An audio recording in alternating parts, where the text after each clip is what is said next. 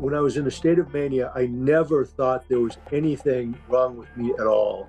It was just the opposite. I felt wonderful. I felt high. My brain was working so fast. The only time I began to feel there was something wrong was when I was in depression. And I did go see the doctors, and they said, you're fine, but they were wrong. My behavior started to get more and more bizarre in terms of grandiosity, religiosity, speaking faster and faster, more out of control, more risk-taking, poor decision-making without consulting with anybody, less and less personal discipline because the mania just made me so confident. And so what was happening is that mania was going up, up, up over a period of 12 years. So from 2003 in Iraq till 2014, when it blew up into full-blown mania, I was essentially fired, forced to retire, and then later hospitalized. My behavior started getting more and more bizarre. Welcome to Heroes Behind Headlines. I'm your host, Ralph Pizzulo. Our guest today is retired Major General Gregg F. Martin to talk candidly about his struggle with undiagnosed bipolar disorder.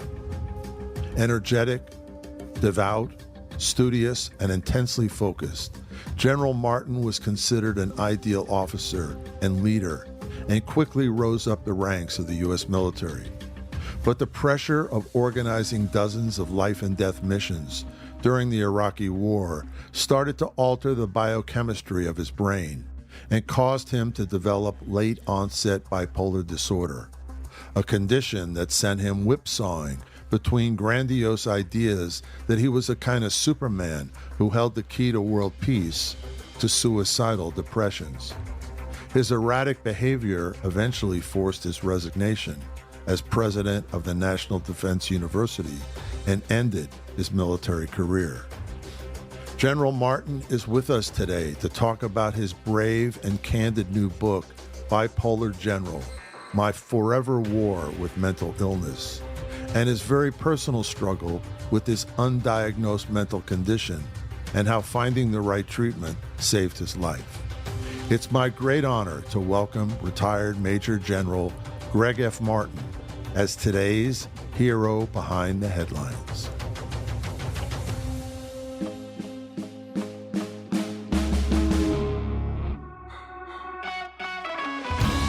Heroes Behind Headlines with Ralph Pizzulo.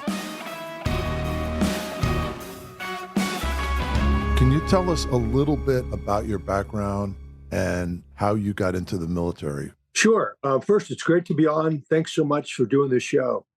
So I was born in Holbrook, Massachusetts, near Boston, grew up there, had tremendous energy, enthusiasm, drive.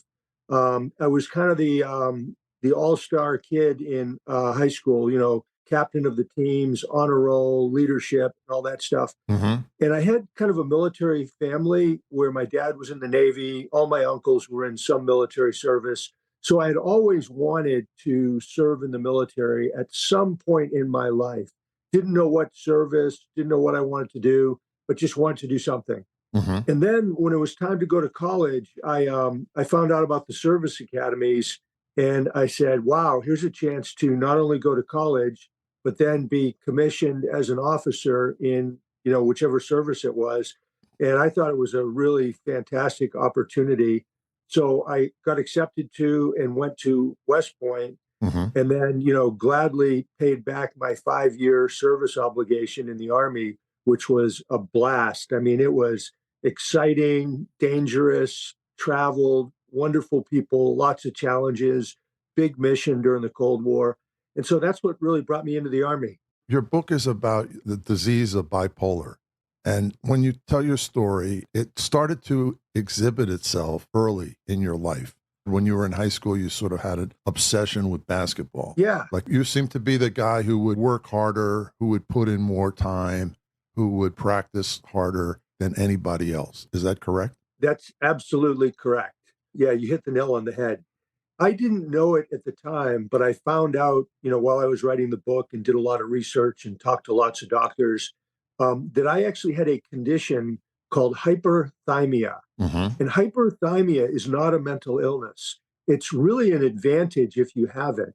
But what it is your brain produces and distributes lots and lots of extra dopamine, endorphins, and other powerful chemicals. So essentially, with hyperthymia, you're living in a near continuous state of mild mania. Mm-hmm. And because of those chemicals flooding into the brain, it drives up a person's enthusiasm, energy, drive, creativity, problem solving skills. And so that happened to me, in abundance. Yeah. And the only bad thing about hyperthymia is that oftentimes, about half the time, it leads to bipolar disorder. Mm-hmm. And so for me, there's a thing called the bipolar spectrum, which starts low, like when I was a teenager. And I slowly worked my way up the bipolar spectrum for years and decades, where living with this bipolar brain helped me, it enhanced me, it made me a better performer Yeah. until I was in my 40s and it went too high and then it hurt me. Yeah. It sounds like it was almost like a superpower early in your life, early in your career. Like every assignment that you had, you succeeded at. You seem to be like this extremely positive person, very outgoing, well liked, and very effective. Is that correct? Yes, exactly. Okay. And you chose to go into the Corps of Engineers. Can you talk about that decision and what that led to? Sure. So in those days at West Point, everybody took pretty much the same curriculum, which was really heavy in math, science, engineering. Mm-hmm. And I did really well. I graduated, close to the top of my class. From the beginning of West Point until fairly recently, the number one branch in terms of popularity and desirability was the Corps of Engineers. Mm-hmm. And so I had a bunch of professors, instructors who were engineer officers, and they told what it was like being an engineer, and it sounded really great. Very diverse assignments, lots of different types of engineer units, from combat engineers to construction to bridging, Mm-hmm. et cetera. And so I looked at it and said, wow, this looks really good. And my service commitment was 5 years. And so I thought about it and said, well, if the other branch that I was strongly considering was the infantry, which is, great branch, really the heart and soul of the Army. And I said, well, if I'm only going to serve 5 years and then I'm going to get out and be a civilian, am I better off being an infantry officer getting out of the Army after 5 years, or am I better off being an engineer officer? And I mean, that's a pretty easy answer. Mm-hmm. And so I said, for all these reasons, I chose Corps of Engineers. And it was a great choice. I mean, I served in a wide variety of different units, different missions, different assignments. It was very, very challenging. The soldiers, the combat engineers were fantastic soldiers to lead. I mean, they were really, tough guys. They lived hard. They partied hard. They did everything. They were good in the field, and so it was really a great choice for me. Most people, maybe they've heard of the Corps of Engineers, but they're not really familiar with what they do and how key their role is in combat and not in combat. Can you talk about a few of the assignments you had and a few of the things that you led in Corps of Engineers? Sure. The bulk of the people in what they call the Engineer Regiment, which is like the overall Corps of Engineers, most of the troops are combat engineers Mm-hmm. who essentially fight in the close combined arms fight, hand in hand with armor or tanks, infantry, and artillery. And so what the combat engineers do is, like when I was a platoon leader during the Cold War, we fought alongside armor, infantry, artillery, and we put in anti-tank obstacles. So big ditches in the ground, Mm-hmm. minefields were put in, fighting positions so that the tanks and the infantry fighting vehicles and the artillery could kind of go down and be in a protected little hole, really, a hole that they could go in and they're protected.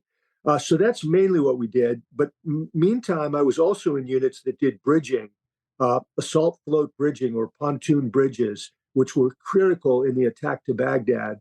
those bridges, the Army, the U.S. military forces, without those bridges, would have had a very, very difficult, slow time with a lot more casualties getting to Baghdad, were it not for the engineers putting in the ditches. Also on the battlefield, we opened up damaged runways, built helipads, built airstrips in the desert. We cleared routes of mines, improvised explosive devices. We built berms, protective berms for headquarters, command and control centers, signal centers, Patriot missile sites, logistics sites, because what you needed to do was to protect them against direct small arms fire and explosions coming in from missiles and stuff. So we did that. The other thing the engineers do is they maintain, and it's done by mostly a civilian workforce, they maintain the infrastructure that the Army owns. So they build new construction facilities for the Army. They maintain the buildings and the grounds for all these big Army bases. And then the third big thing the engineers do is there's a thing called it's a little redundant, but they call it the Army Corps of Engineers, and it's all civilians, 35,000. They're spread out all over the country, and they do major construction, over a couple $1 million for both the Army and the Air Force. And then they do the civil works program for the country, meaning they dredge harbors and rivers for navigability. They run electric power plants that are the power is generated by moving rivers.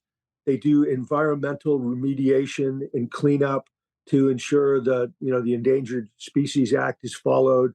They also do disaster relief and recovery, like the Corps was the big force, like after Hurricane Katrina and other big natural disasters. So that's another side of the Corps. And I've served in all of them. And then the one I forgot is what they call topographic or geospatial engineering, which is pretty high tech. And you use satellites to come up with imaging of the Earth's surface. And then you can use that to plan military operations, to give intelligence and knowledge to the battlefield commanders so they understand what the terrain and the land is like. So you can see it's a pretty diverse mission set. Yeah, absolutely. So it seems as though your career was just sort of clearing one hurdle after another, one success after another, leading up to Iraq. And when you got to Iraq, your role was key. You were assigned to 5th Corps, correct? Yes. And you were on the ground leading the way towards the attack on Baghdad. As you just pointed out, roads had to be cleared, pontoon bridges had to be put up. Yes. I was super fortunate that as a colonel, I got chosen to command the 130th Engineer Brigade, which was the organic engineer brigade for U.S. 5th Corps, which was commanded by a 3-star general, General Wallace. So we trained really, really hard in Germany, and we prepared, and we did all the administrative and the medical stuff and all the preparation. And then we shipped all our equipment and the soldiers to Kuwait. And then we trained more in Kuwait, and we really refined our procedures and our tactics to a knife's edge. And so the engineers, basically, the first big mission that we did was to cut through the border obstacle system on the Kuwait-Iraq border. So there were big, big tank ditches that stretched along the entire border between Kuwait and Iraq. So we had to cut lanes through that, and then we had to fill in the tank ditches, and we had to do all this, proofing for mines, because we didn't know whether the area had been mined or not, and we had to reduce everything on the Kuwaiti side as well. And so we did all that prior to the actual invasion. So we were out in front, the first troops actually inside of Iraq. And then what happened is the infantry and the armor and the artillery then, used those lanes and, rough combat roads we built, and they used those as their attack lanes into Iraq. And then we moved up the road, and we basically, the infantry had seized a big airfield, a big air base, but it was covered with mounds of dirt, broken down tanks, trucks. So what they did is they littered the airfield with stuff, including explosive hazards, so that we couldn't use it to land U.S. Air Force planes. And so we had to clear all that and get it open.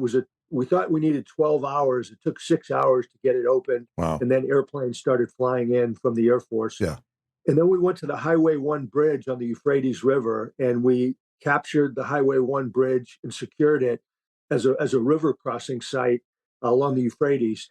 And then we ended up having, unexpectedly, because of enemy attacks out of the Shiite cities, we had to go into the desert and build a 95-kilometer road with no planning, nothing. We didn't have the materials, the equipment, or anything. But what we did innovatively, with translators, we went into all these Iraqi cities and towns, and we found construction contractors who had heavy construction equipment, gravel stockpiles, Portland cement, and we basically paid them with cash. Yeah. And they were a huge help. They probably built 30 to 50% of the road, and then the rest was built by U.S. Army engineers. But that then became the main route to go from the southern city of Asamawa, and we paralleled Euphrates River to go all the way to Najaf. It was really an unbelievable project. Wow. That could carry two-way traffic, tanks, artillery, heavy supply trucks, and the like. Then we got up to, and then we had to keep the routes open, continuously, because all that traffic would really tear the roads apart. Sure. And then we got up to close to Najaf, and it was an enemy stronghold, and we built a C-130 airstrip in the desert. We built an entire big supply base, helicopter landing pads, and all that stuff, and so we did that kind of in record time. And then we launched the attack again. And then the attack to Baghdad went so well that a lot of the stuff that we built, we didn't really even need to use because we were in Baghdad very, very rapidly. But we put in the assault float bridges, put in other fixed bridges. And, the engineers also fought as infantry alongside the 3rd Infantry Division, the 101st Airborne Division, the 82nd Airborne Division. And then the next big mission was we got to Baghdad, the international airport, and it was just full of, broken down, half destroyed airplanes, vehicles, all kinds of stuff, dead bodies. There was a huge battle there. Wow. I mean, littered with, bodies, and cluster bombs that the Air Force had dropped and that the artillery had shot in. So we basically got the mission to clear that entire airport and get it open for, aircraft. And so we did that. That took about a week, 10 days, pretty tough mission. And then once the regime fell, we then moved into the cities, and there were big problems with lack of water, lack of electricity, unexploded ordnance, heaps and heaps of garbage and trash. And at about the same time, Iranian fighters were flowing into Iraq because we didn't have enough troops to secure the borders. But we just started doing what we called task force neighborhood, where we would go into these really nasty parts of the city, like Sadr City, and talk to their leaders and say, hey, what can we do to help you guys? Yeah. What do you need? And it was, clean up the trash. There was raw sewage in the streets, fix the sewage system, get water flowing again, get electricity running again, pick up the explosive hazards, the unexploded bombs and artillery shells and all that. And so we did that for quite a while, and we continued doing missions like that for the rest of the year in Iraq. And then we decided, the U.S. government made a decision that we would stay in Iraq and occupy the country. As preparations were being made for Operation Iraqi Freedom in 2003, the 130th Engineer Brigade, commanded by then Colonel Gregg F. Martin, was placed in charge of the largest engineering force in the theater. This included 7 different engineering battalions, as well as several company-sized elements. Their mission was to provide engineering support for the 3rd Infantry Division, 82nd Airborne Division, and 101st Airborne Division as they crossed the border into Iraq and attacked the capital of Baghdad. After the surrender of the Iraqi military, the 130th Engineer Brigade was completely repurposed. Though originally tasked with demolishing obstacles, building fortifications, and bridging operations, its role shifted to building infrastructure.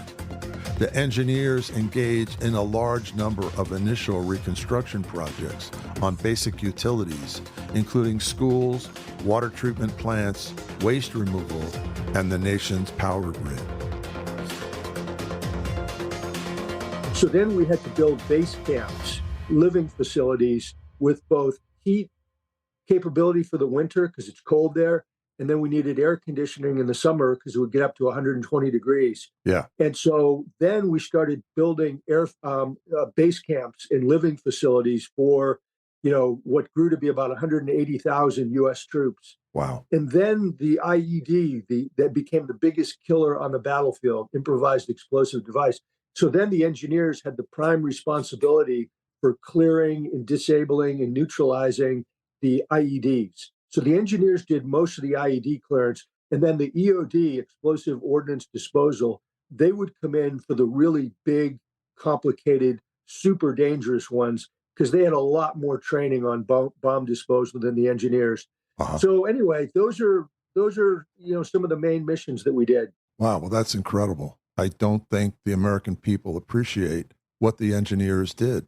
A remarkable endeavor, clearing roads, clearing airports, taking care of safe water and garbage collection. And so you must have been going constantly. Yeah, pretty much nonstop. And again, I was the VA and the Army Medical Department both investigated independently how did General Martin come down with bipolar disorder. And they both independently came to the conclusion that it was the stress, the pressure, the thrill, the euphoria of combat that it triggered my genetic predisposition. Yeah. So I distinctly remember when we attacked from Kuwait into Iraq, I felt like Superman, felt bulletproof, fearless, had unbelievable energy. Which is what you want in a warrior, right? Exactly. Yeah. So that whole year, I was in a state of mania, probably for about 98% of the year, which really helped me. Yeah. And what was that like? It sounds like you were sleeping just a few hours a day. In addition to all the work you had to do, you were doing extra PT. You just seemed to be like, Superman. Well, I felt like Superman. I was incredibly happy, euphoric, just overflowing with energy, enthusiasm. I moved and traveled, all over the battlefield, really, pretty much fearless. And my problem-solving abilities were just unbelievable. Like I could identify and then solve very rapidly incredibly complex problems before anybody else knew there was even a problem to be solved. Wow. And a lot of this was done under fire. Yeah. And where I was making life and death decisions, routinely. Yeah. That, people depended on the right judgment. And so I felt wonderful. And you must have been a great inspiration to the men and women you were leading, I would imagine. To have a leader like that, you feel like. Yes. I mean, you said it well. And from, the feedback I've received in writing the book, where I went back and talked to everybody I could talk to that I had ever served with, from lieutenant to two-star, people in Iraq said, yeah, I'm inspirational, really lifted the spirits of everybody. And so the mania, for the most part, really it was a huge benefit. Then there was a political decision that was made in Iraq that affected the whole turn of the war. It's a key moment. It's probably not talked about enough. But when we took over the country, when we were able to get rid of Saddam Hussein and dominate his army, there were two decisions made. And they were made by Paul Bremer, who was the provisional coalition leader in Iraq, a civilian, I'm familiar with it because I have a friend who was sort of a CIA adjunct to Paul Bremer. He's a Lebanese American.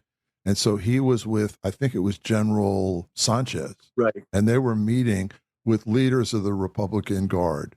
And basically the leaders of the Republican Guard were defeated at this point, but they were saying, hey, look, we're patriotic Iraqis. Saddam Hussein is gone. The Americans are now in charge of the country. We're here. We're organized. How can we help, basically? And according to my friend, you can jump in at any time, the decision was made in, I think it was late April. No, we want to disband the Iraqi army instead of using these people. And they were willing to pick up garbage, to act as policemen, to do whatever we needed them to do. All they wanted to do is be paid, basically. And against the recommendation of General Sanchez and CIA and other people, the decision was made to go ahead and disband the Iraqi army. Yeah, you captured it very, very well.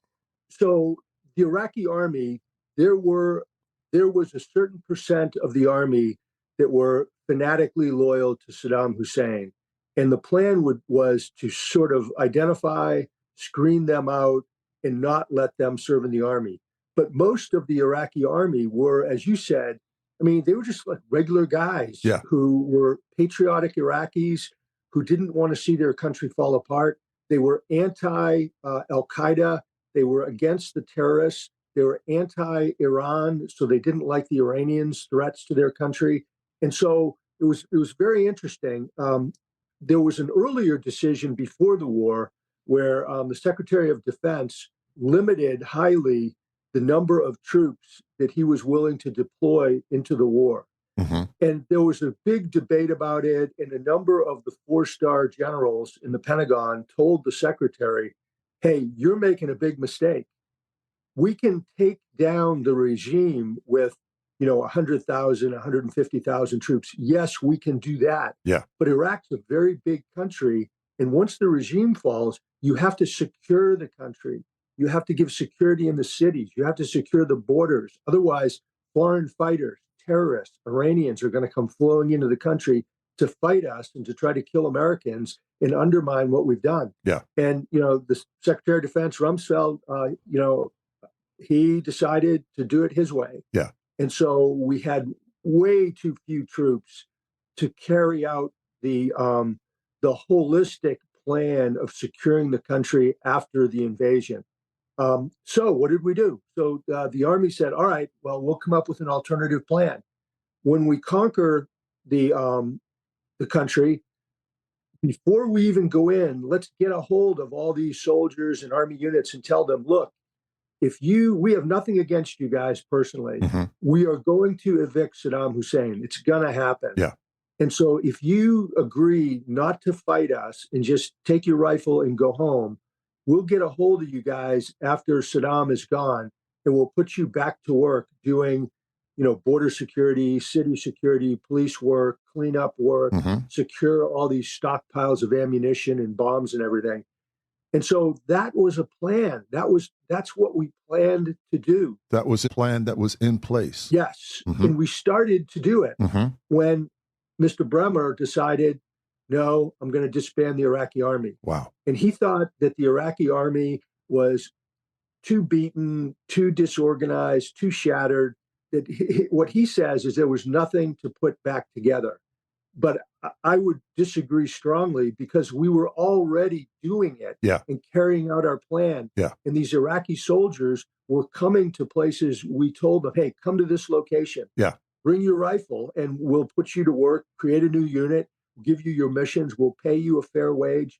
So these soldiers were infuriated when we broke the deal. Yeah.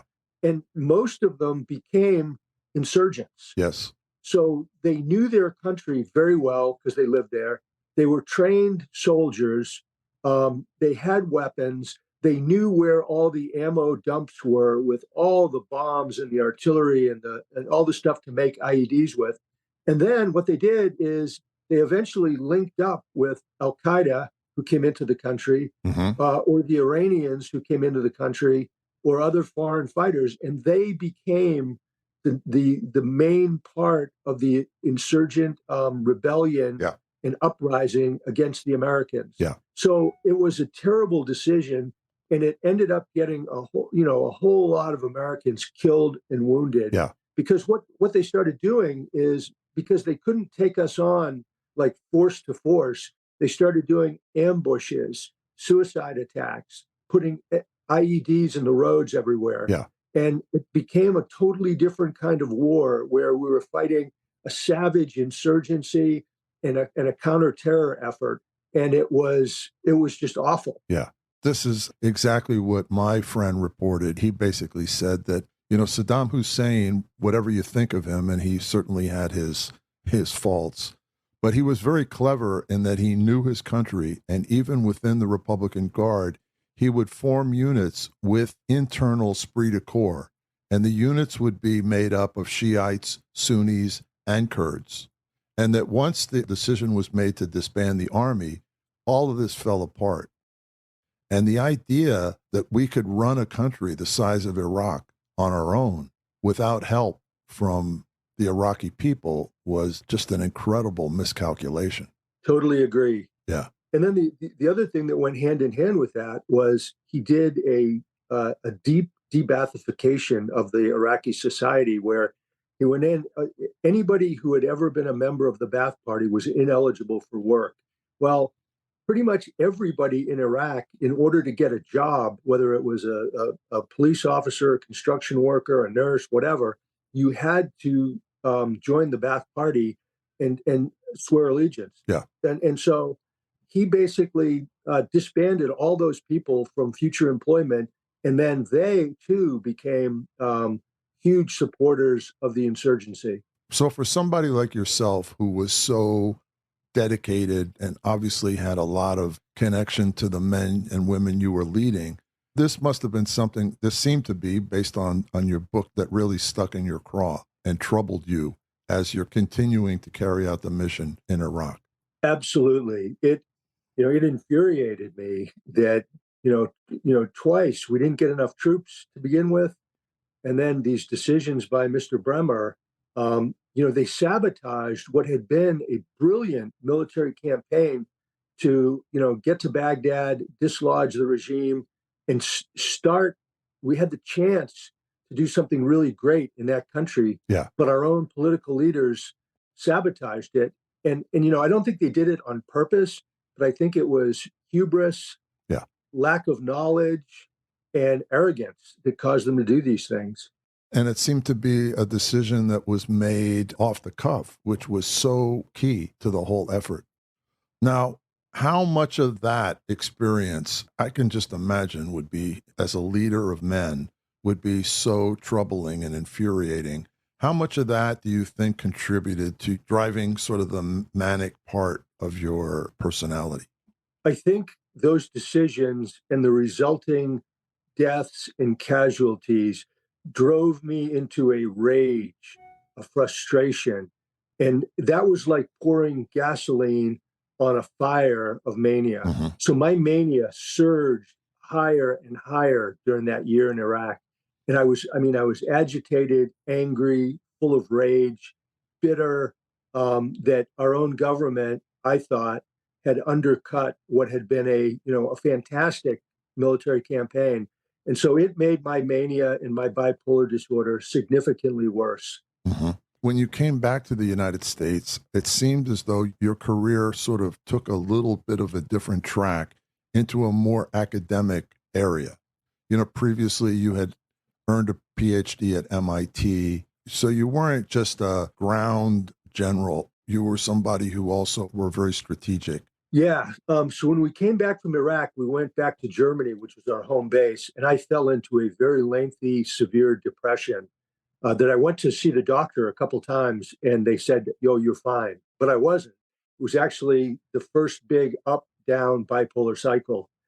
Then I served on a very high-level 4-star headquarters as the deputy for operations and planning. And that gave me that actually helped me get promoted to 1-star. Mm-hmm. Then I went back to the States and was in one of those big Corps of Engineer divisions in charge of all the construction and civil works I talked about. And then I really went into an academic track for the most part. And so these school educational training institutions are very, very complex organizations. Yeah. It's much simpler to lead troops on the ground, on the battlefield. It's intellectually much simpler. Mm-hmm. The school places are, I mean, there's civilian bureaucrats, there's, Department of the Army civilians, DOD civilians, there's, professor types, there's military people all mixed in. And, when you come in with a mandate to change, which I got like 4 different jobs in a row, I was told by the 4-stars, Greg, go in there and transform the organization. Yeah. It's become too slow. It's too stodgy. It's still thinking like it's in the Cold War as opposed to these current wars in Iraq and Afghanistan. Get in there, shake it up, make a difference. And then, I'm going to help you do better and faster by cutting your budget and cutting your manpower. Mm-hmm. That'll make you move faster.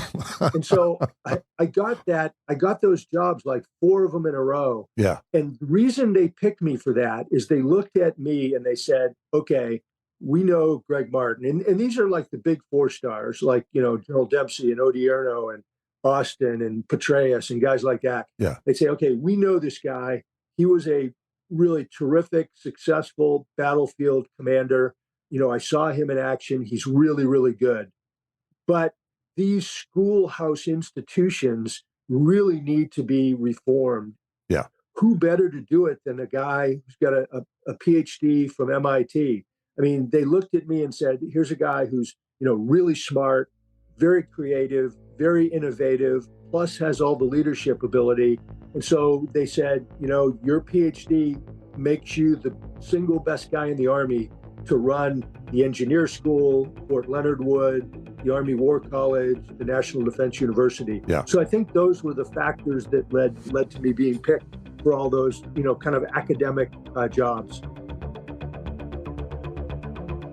In July 2010, when General Martin took command of the Army War College in Carlisle, Pennsylvania, his commander, 4-star General Martin Dempsey, said, and I quote, "I know General Martin well. He has phenomenal intellect, energy, and creativity.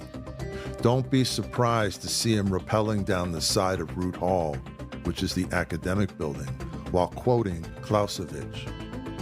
He meant it as a compliment and a joke, but without realizing it, General Martin's boss was pointing out his yet undiagnosed manic behavior.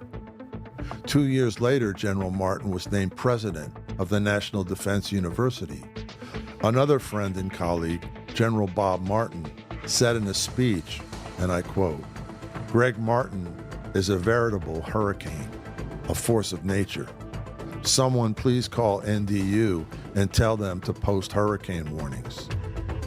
These friends and colleagues identified the symptoms of bipolar disease, as many others did, but they didn't understand what General Martin was dealing with inside. And as you pointed out, actually my father he was in the State Department, he went to the National War College in Fort McCain, and I remember going there. It's a beautiful spot and a great institution. But I can imagine the challenges for somebody like yourself were considerable, because academia is a whole different thing than leading a battle, clearing roads to go to Baghdad. I can imagine the frustrations were endemic, and it seemed to just sort of fuel your manic side. Yes, it absolutely fueled my mania. The basic situation was these institutions and schools and the people had been doing things their way for a long time, and they didn't want to change at all, regardless of what the 4-star generals, like the chairman of the Joint Chiefs or the chief of staff of the Army or whoever, regardless of what that 4-star wanted, their attitude was, look, we were here before you were. Yeah. We're going to be here after you're gone.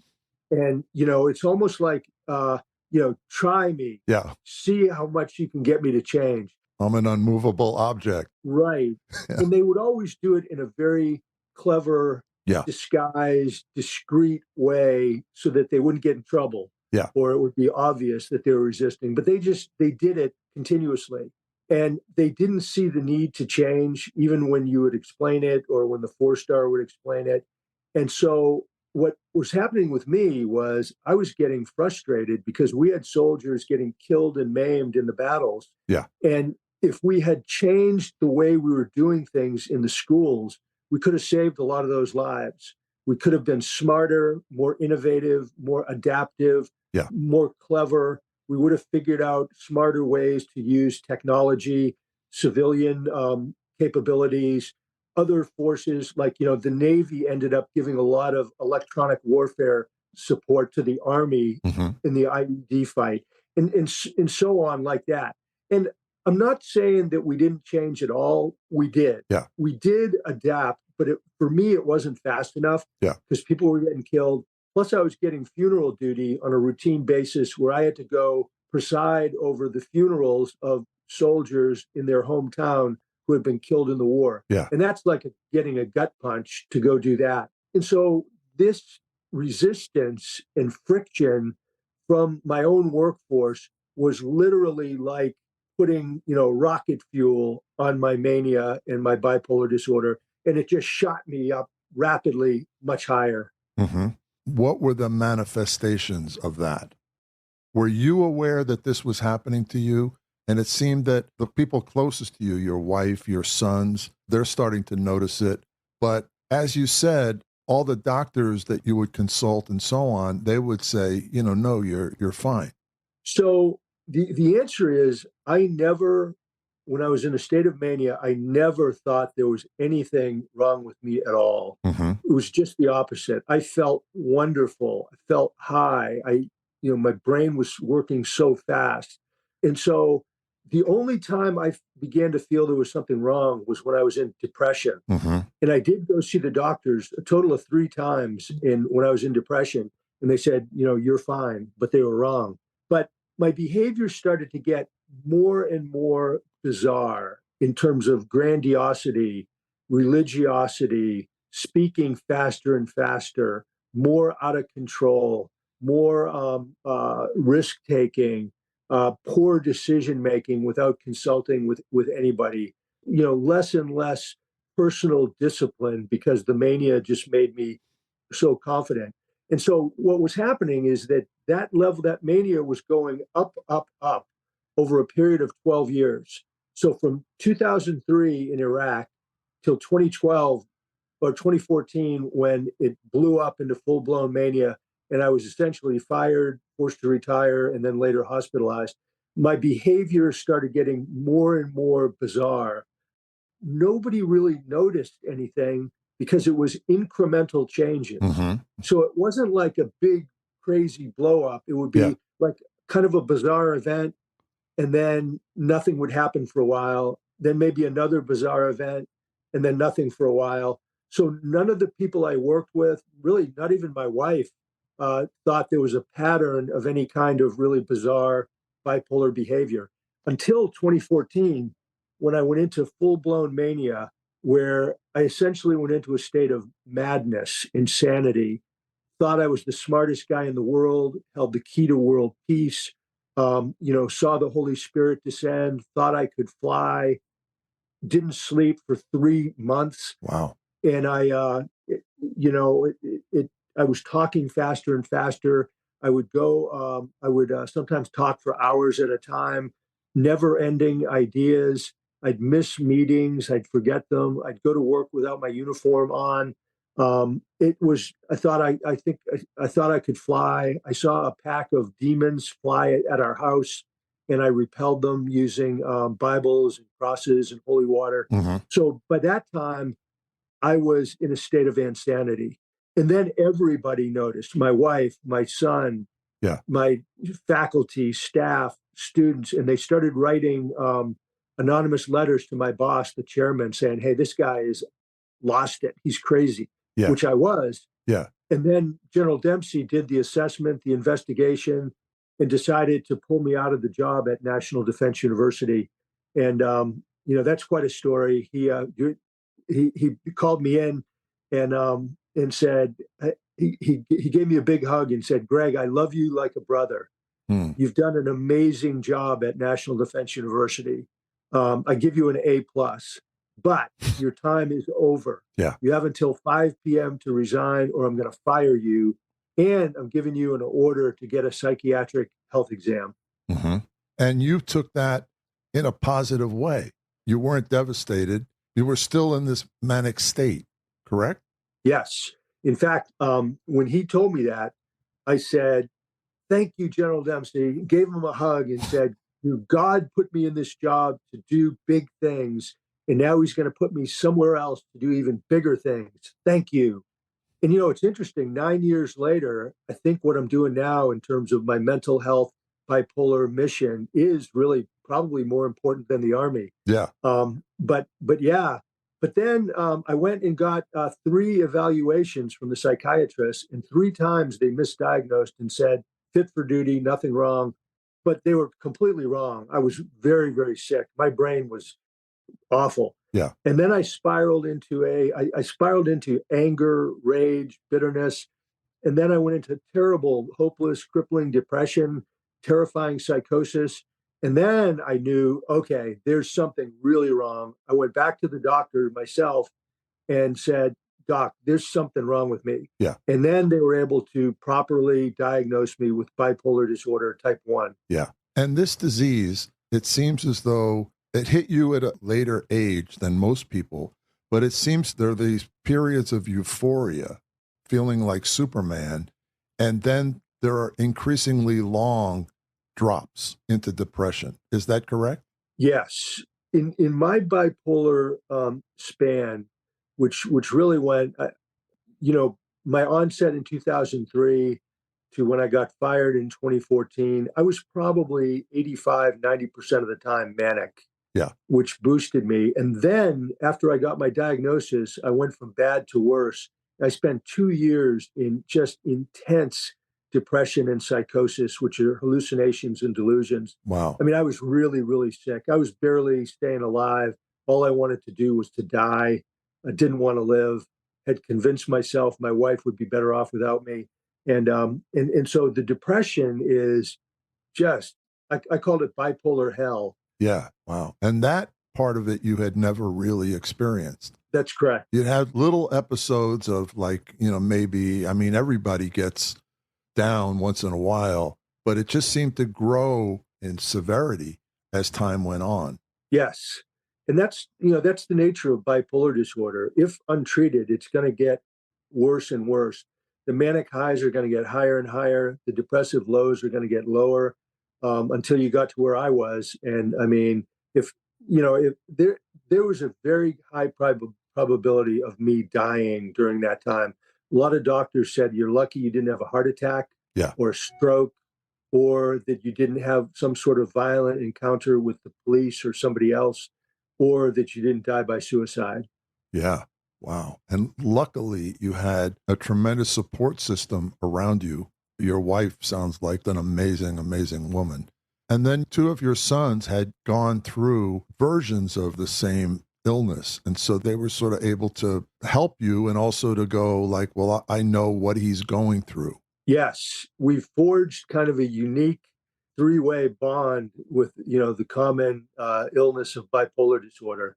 We had learned a lot because both of them were diagnosed with bipolar disorder before I was. Yeah. So both I and my wife had learned a lot about it. We just had no idea that I would be next. Yeah. And we didn't pick it up at all. And it was completely unknown, unrecognized, undiagnosed until the end, 2014. Yeah. But yeah, so they've been really helpful. And, we've got a strong bond that with this common disease. You go through this period of 2 years of depression. You have suicidal thoughts. You can't get out of bed. I mean, it just sounds horrible. And at the same time, you're seeing doctors and they don't know how to treat you. Is this correct? They tried a lot of things that did not work. Yeah. So I guess you could say they didn't know how to treat it. They tried lots of medications, various doctors, the military doctors, the civilian doctors. None of them had any effect except to make me groggy Yeah. and fall asleep. And then when I went to the VA, they tried some different medications. We did electroconvulsive therapy, Mm-hmm. which didn't have any impact. And then it wasn't until August of 2016. So, 2 years into this thing that I went to the VA. And then we tried lithium, which is a natural compound in the earth. And the lithium made the difference. That turned the corner. Yeah. Where it essentially my symptoms pretty much vanished within a week. Wow. Amazing. Amazing. But it took them a long time to get there. And in the meantime, you're suffering. Yes. It goes to show how little we really understand about bipolar disorder, even doctors who are sort of experts in the field. I guess everybody is treated somewhat differently, and different drugs work with different people, and different treatments work with different people. Is this correct? Yes, that's exactly right. Mm-hmm. There's no one size fits all. There's no cookbook solution to how to treat somebody. Is everybody's brain, the chemistry, the wiring is different, Yeah. and so it affects them differently. Yeah. As soon as I started taking it, the depression went away. Yeah. My brain chemistry went into like a healthy balance zone. Uh-huh. The lithium sort of constructed a ceiling against mania so that I couldn't go up into mania, and then a floor against depression. And I've been in a really good, healthy, balanced state now for over 7 years. That's fantastic. You mentioned in your book that now you're sort of an advocate for people with this condition. It would seem to me like you're an example of this, somebody who functioned at an extremely high level, and people didn't realize that you had this illness. You didn't even realize it until it got extremely acute. How many people do you think are living with this and not even aware of it? I don't have a number, but I bet it's a very large number. Mm-hmm. The estimate is that 3 to 4% of the world population have bipolar disorder. But I think there's probably many, many more who have it, but have not been diagnosed, have not been treated, haven't gone in for help. So, you're talking millions and millions of people. Mm-hmm. And many of the ones who are not being treated, bipolar disorder is a very, very destructive disease. Left untreated, it destroys marriages, families, careers, finances, leads to addictions, homelessness, incarceration, and death. Yeah. So that's the bad news. The good news is if you go get help and you work with a doctor and they get the right treatment, you can live a happy, healthy, purposeful life like I'm doing now. Mm-hmm. But without treatment, I'd be dead, no doubt about it. Yeah, and without the support system that you had, because right. Even though it did put a tremendous strain on your own marriage, which sounded like a rock-solid marriage, your wife stuck by you, and you two of you were able to work through it. But you can imagine if somebody has that condition and their wife decides they can't deal with it anymore because they don't understand it, that person has to cope on their own, which is probably almost impossible to do. Right. Absolutely. Well, what a story. So now, what are you doing today in terms of your life? So I've been on a journey of recovery for a little over 7 years. We moved to Florida for the brightness and the sunshine, but I call it a journey of recovery because it's a never-ending fight. The disease never goes away. You're never cured. Mm-hmm. You always have to really monitor. So I'm working hard to, keep myself healthy and on track, going in the right direction. And then, really rebuilt my life with, the people, the friends, the place we live. And then I came up with, this idea of a purpose. And, my purpose in life, my mission, and as a military guy, you always have to have a mission to focus on. Yeah. And so my mission is sharing my bipolar story to help stop the stigma, promote recovery, and save lives. That's what I do. And I do it by speaking, writing, and conferring. Mm-hmm. So, probably I've published over 20 articles. They're on my website. I've probably given about 100 talks. Most of them are on my website. I confer with people, med schools, doctors, all kinds of folks. And now since the book came out, I'm getting lots and lots of wonderful invitations to speak, to do podcasts, to go visit, do presentations, etc. One of the most exciting is just this week alone, uh, 3 different major med schools. I did what they call grand rounds, which are a fancy word for giving a lecture. And so I've told my bipolar story to 3 leading medical schools, and I've done a whole bunch of others. And so, the Navy's been really interested in my story, the Army, and so that's pretty much what I'm doing, and it's really like a full-time job. Fantastic. And it seems to me that there's a lot more openness in all branches of the military to the idea of mental health and maintaining mental health and the strain of combat that combat puts on the people who are involved in it. Are you finding that as well? Absolutely. If you go back to like when I first came in the Army, and then you go to 9/11, pre 9/11, and then you look now, 22 years later, the difference is enormous. The military is much more interested. There's a lot more training. There's way more resources. They understand the issues quite well. And then getting traction to make reforms and improvements is an ongoing battle. But I feel very good that the military has done a really very credible job of getting better in this field. Is it fast enough? No. Do we need to do more and get better? Yes.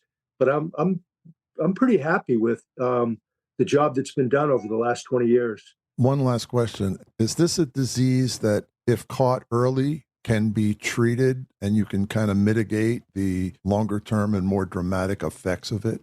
Yes. How would they be able to see the warning signs in themselves? Well, seeing the warning signs in yourself is very, very tricky. Yeah. Because when you're in mania, you don't think there's anything wrong. Yeah. You think you're the smartest person, Superman, etc.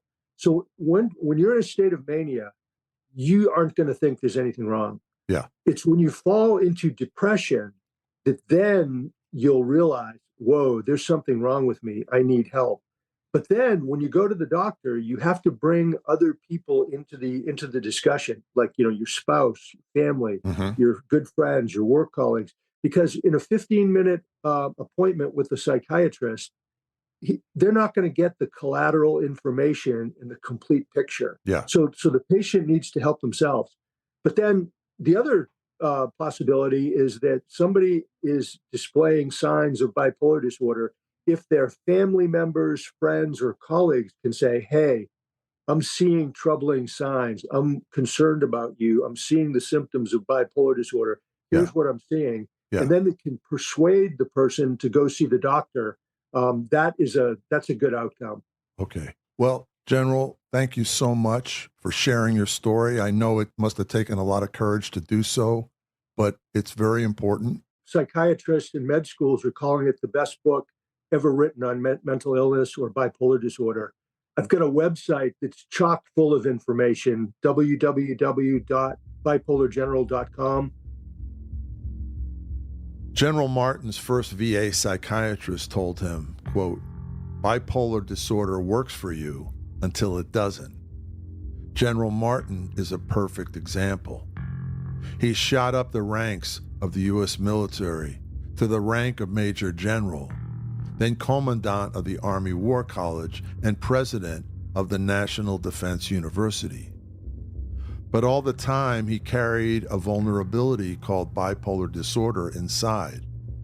In his case, it was activated by the stress of combat and the enormous responsibility he carried for tens of thousands of soldiers during the war in Iraq, and the mistakes made by our civilian leaders that incited an insurgency and extended our military involvement. The paradox is that what made General Martin a great military officer later metastasized and ended his career. It almost killed him as well. 25 to 50% of the 5 to 10 million people with bipolar disorder attempt suicide at least once. 8% succeed in killing themselves. Data shows that 700,000 veterans are afflicted. Bipolar disease is also very treatable with the right medication.